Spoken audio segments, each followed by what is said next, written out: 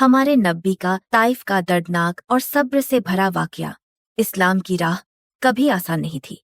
अल्लाह के आखिरी नबी रहमतुल्लिल आलमीन हजरत मोहम्मद जब इंसानों को हिदायत की रोशनी देने आए तो उन्हें दुनिया के सबसे कठिन इम्तिहानों से गुजरना पड़ा। मक्का में जब आपने लोगों को तौहीद, एक अल्लाह की इबादत की दावत दी तो कुरैश के सरदारों ने आपकी मुखालफत शुरू कर दी। हर रोज नए नए जुल्म किए जाने लगे। अरकार मक्का में जुल्मों की इंतहा, कोई आपके रास्ते में कांटे बिछाता तो कोई आप पर गंदगी फेंक देता। कभी आपका गला घोंटने की कोशिश की जाती तो कभी आपको बदनाम किया जाता। ताइफ जाने से कुछ वक्त पहले आपको सबसे बड़ा सदमा पहुंचा। आपके चाचा और सबसे बड़े मददगार अब्बू तालिब का इंतकाल हो गया। इसके बाद आपकी प्यारी बीवी उम्मुल मोमिनीन हजरत खदीजा रज़ियल्लाहु अन्हा भी इस दुनिया से चली गई।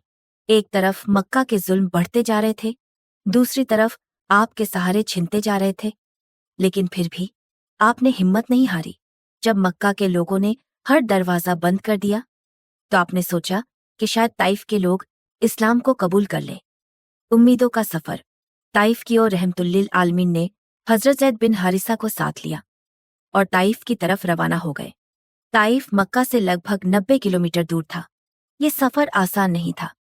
गर्मी की शिद्दत, लंबे रास्ते की थकावट और दिल में हजारों उम्मीदें लेकर हमारे नबी वहां पहुंचे। ताइफ पहुंचकर आप वहां के 3 बड़े सरदारों से मिले, अब्दुल यलील, मसूद और हबीब। आपने बड़े प्यार और हिकमत के साथ उन्हें इस्लाम की दावत दी, मगर उनकी बेरुखी और बदतमीजी देखकर भी आपने सब्र किया। जब ताइफ वालों ने जुल्म की हद कर दी, न सिर्फ उन सरदारों ने आपकी बात को ठुकरा दिया, बल्कि उन्होंने आपको ताने दिए, मजाक उड़ाया और बुरी बातें कहीं। उनमें से एक ने कहा, अगर अल्लाह ने तुम्हें नबी बनाया है तो मैं तो काबे का पर्दा फाड़ दूंगा। दूसरा बोला, क्या अल्लाह को तुमसे बेहतर कोई और नहीं मिला जिसे नबी बना देता? तीसरे ने तंज कसते हुए कहा, मैं तुमसे एक लफ्ज भी नहीं सुनना चाहता, क्योंकि अगर तुम सच्चे नबी हो तो तुम्हारी नाफरमानी करना खतरे से खाली नहीं, और अगर झूठे हो तो मैं तुमसे बात करने के काबिल ही नहीं समझता। ये बातें सुनकर भी हमारे प्यारे नबी ने सब्र किया, मगर ताइफ वालों ने सिर्फ ज़बानी तकलीफा नहीं दी, बल्कि उन्होंने अपने गली के बदमाशों और बच्चों को इकट्ठा किया और हुक्म दिया कि वे आपका पीछा करें और पत्थर बरसाएं। जब पत्थरों से झकमी कर दिया गया, फिर क्या था? वे सब रास्तों में खड़े हो गए और जब आप वहां से गुजरे तो उन्होंने आप पर पत्थर बरसाने शुरू कर दिए। कोई आपके पैरों पर मारता, कोई आपकी पीठ पर, कोई आपके सिर की तरफ पत्थर फेंकता। इतने पत्थर मारे गए कि आपके मुबारक कदम लहूलुहान हो गए।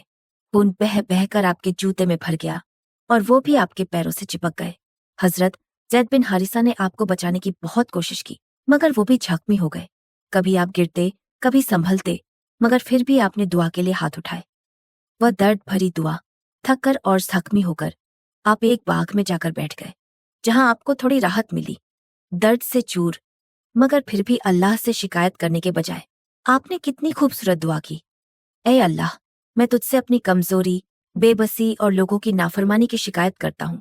ऐ सबसे ज्यादा रहम करने वाले, अगर तू मुझसे राजी है तो मुझे किसी चीज की परवाह नहीं। मैं तेरी ही रोशनी का तलबगार हूँ, वही रोशनी जो अंधेरों को दूर कर देती है। मैं तेरे ही सहारे और रहमत का मोहताज हूँ।